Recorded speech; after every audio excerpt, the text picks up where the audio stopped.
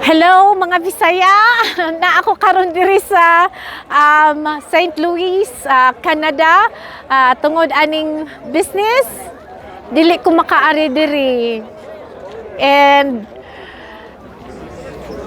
primero wala jud koy time aning mag-travel tungod kay perminti lang ko na sa trabaho kay og dili ko mo trabaho wala say mo produce nga income, pero kani nga business nga akong na-handle karon, maka-gain pa ko og friends kani sad sila mga ka-business owners pud ni sila na dire hi.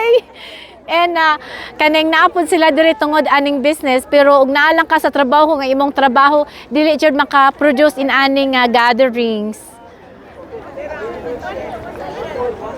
Kaya nga akong trabaho sa una, ang ilaharang gusto kay ang ilaharang production, ang ilahang income nya akuray mo produce sa ilahang income nya gusto na pud ko nga ako na pud mo produce sa ako na pong income. Gusto ko nga ako apong time nga masunod, dili lang ang ilahang time.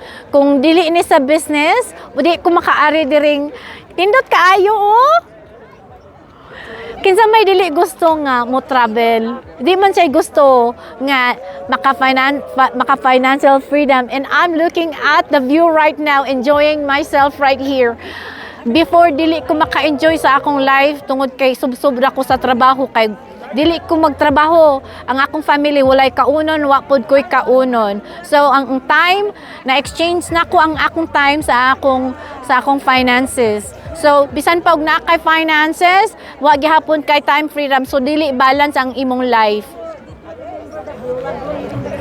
Diba? So kung gusto ka nga mo learn, click the learn more button down below or reach me out sa facebook.com/adminvalencia para makabalo ka kung giunsa ni nako pag start aning business, and kung unsa ni ang business benefits ani tungod kay kani sad siya ang office nako karon na ako diri mao sad ni iyang office. Kaya ang atong trabaho dili ta maka-office ani sa atong trabaho, ang trabaho walay office kundi sa trabaho ra na sa office, pero dili na imuhang office.